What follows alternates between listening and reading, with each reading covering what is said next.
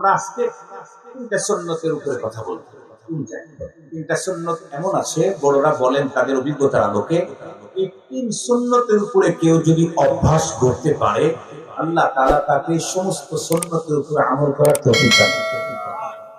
এক নাম্বার, ইফশাউস সালাম, আগে আগে সালাম দাও, বেশি বেশি সালাম দাও।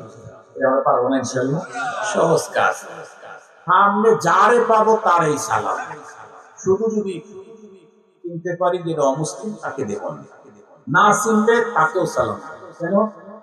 মুসলমানদের এলাকাতে মুসলমান হওয়াটাই স্বাভাবিক। আমাদের দেশে সালাম দেয় কিন্তু চিনে চিনে দেয়। কি বললাম? হুজুররাও তাদেরকে বেশি সালাম দেয় যারা মাদ্রাসায় বেশি টাকা দেয়, মসজিদের সভাপতি, মসজিদের সেক্রেটারি, বেছে বেছে তাদেরকে দেয়। মাদ্রাসায় চাউল দেয়, ঢাউল দেয়, গরিব মানুষ পাঠিয়ে দেখতেছি ওরে সালাম দেয় না। তাহলে বোঝা গেল এই সালাম সুন্নতের না, এটা হলো চাউলের সালাম। কি বললাম? সুন্নতের সালাম ভিক্ষুকও পাবে, ছোটও পাবে, বড়ও পাবে, গরিবও পাবে, অসহায় পাবে, দুস্থ পাবে, মূর্খ লোকটা পাবে। কি বললাম? আমরা ইনশাআল্লাহ আজকে থেকে দেখে চিনে চিনে দেব না। যারা চিনবো তারে সালাম দিব, যারা না চিনবো তারে সালাম দিব। এটার নাম হল ইফশা, সালামের বিস্তৃতি ঘটায় দাও। আপনারা যারা সাধারণ মানুষ, আপনাদের কিন্তু কিছু ঝামেলা আছে, শুধু হুজুরদের ঝামেলা তা। আপনারাও সালাম দেন ওই হুজুরের। এই হুজুর R15 হুন্ডা চালায়, এই হুজুর 4 চাকা নিয়ে ঘোরে, এই হুজুর এমপি নির্বাচন করছে, এই হুজুরের খুব প্রভাব প্রতিপত্তি আছে, হুজুরের সালাম দেন। মাদ্রাসার কারি সাহেব ধাক্কা লাগলেও সালাম দেন না। কথা কি ঠিক বললাম? তাহলে বোঝা গেল আপনার সালামও মতলবাদী, আপনার সালামও কি সুন্নত না। সুন্নতের সালাম যাকে চিনবো, ছোট হোক বড় হোক, আমার চেয়ে মর্যাদায় কম হোক বেশি হোক, সবাইকে সালাম, এবং আমি আগে সালাম ইনশাআল্লাহ, এবং শুদ্ধ সালাম। বর্তমান আমাদের দেশে অশুদ্ধ সালামের ছড়াছড়ি। আমাদের দেশে একটা সালাম তো আমাদের ফেসবুকে খুব ভাইরাল হয়েছে, কে বলছে আমি তা কিন্তু বলবো না। আমি ওই সমস্ত নাম টাম বলতে চাই না, আমি জানার মধ্যে নেই। আমি একটু রাস্তা দিয়ে চলি। আসসালামু আলাইকুম এর অর্থ হলো আপনার উপরে মৃত্যু হোক, আপনি মরে যান।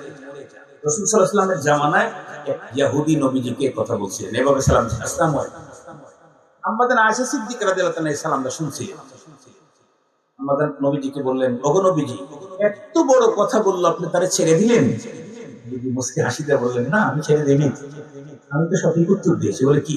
আমার উত্তর শুনলে তারটাই শুনছো তুমি? সে বলছে, আসসালামু আলাইকুম, আপনার উপরে মরণ আসুক। আমি কি বলছি তারা? কি?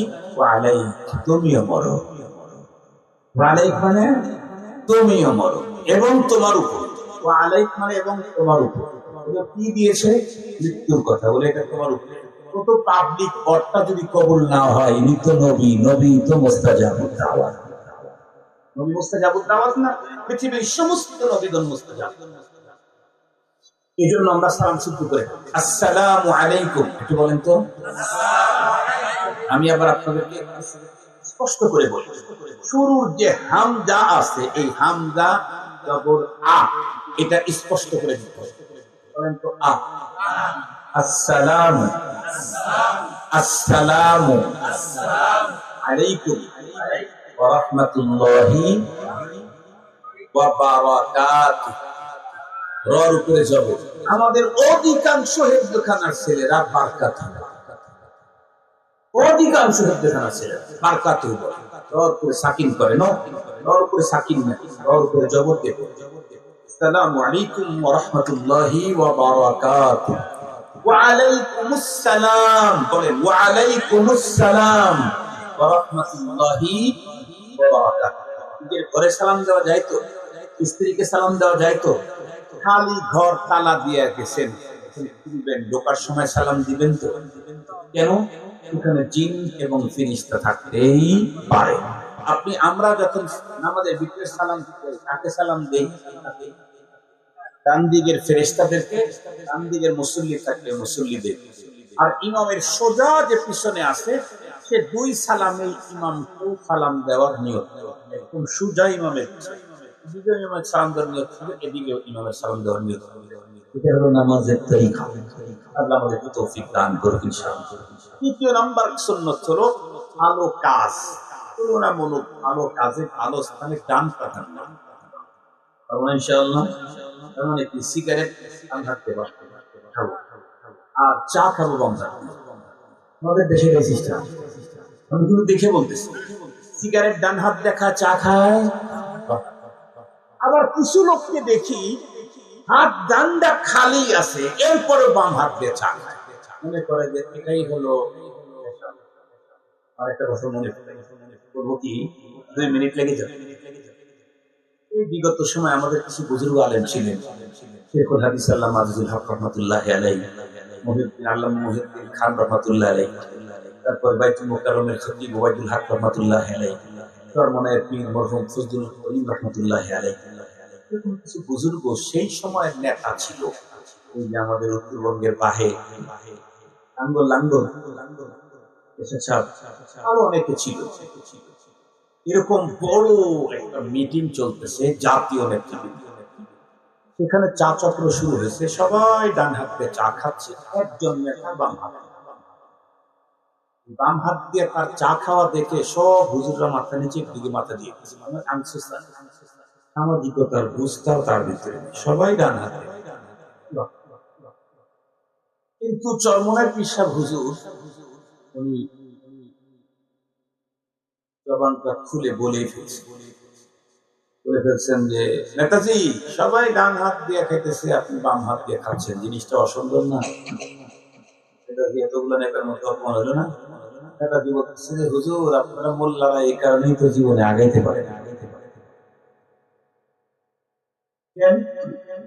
ছোট্ট একটা বিষয়, ডান হাত দিয়ে সবাই খাচ্ছে, আমি বাম হাত দিয়ে খাচ্ছি, তাহলে ঝামেলা কোথায়?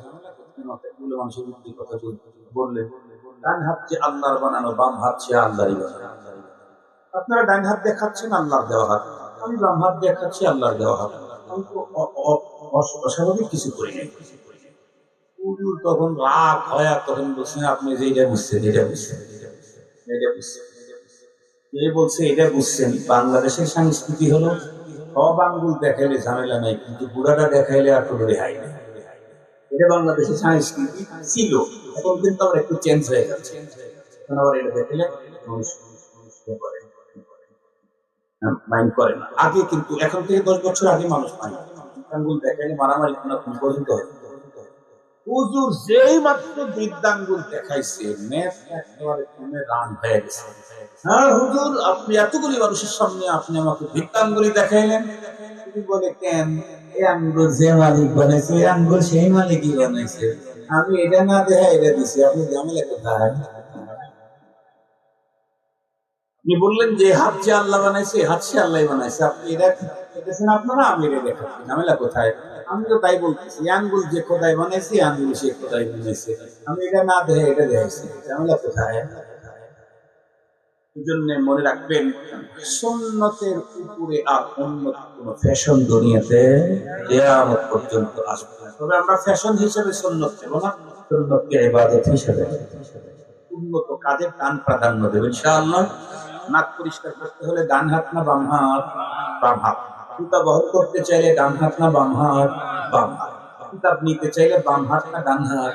ডান হাত। আলহামদুলিল্লাহ। আর একটা হলো সমতল জমিনে চলতে লা ইলাহা ইল্লাল্লাহ অথবা অন্য কোনো জিকির করব, উপরে উঠতে আল্লাহু আকবার আল্লাহু আকবার বলবো, নিচে নামতে সুবহানাল্লাহ সুবহানাল্লাহ বলবো। এটা সুন্নাত আমরা স্টাডি করি, লিন করি, আমরা একটু মস্ক করি। তিনটা সুন্নাত যদি অভ্যাস করে তুলতে পারি, আল্লাহ আমাদের সমস্ত সুন্নতের উপরে আমল করবার তৌফিক দান করে দিবেন। নবীজির সুন্নতের উপরে যে লোক আমলে অভ্যস্ত হবে, হাসরের ময়দানে তৃষ্ণায় যখন মানুষ কাতর হবে, নবীজি মানুষকে ডেকে ডেকে হাউজে কাউসারের পানির পেয়ালা তাদেরকে দিলেন। তাদের ভিতরে যারা নবীজির সুন্নতের উপরে আমল করেছে, তাদেরকে নবী যে ডেকে ডেকে এই হুজুর এতে পানি নিয়ে যান, সুবহানাল্লাহি ওয়া বিহামদিহি সুবহানাল্লাহিল আযীম। আল্লাহ পাক আমাদের আলোচনা করতে আমল করুন।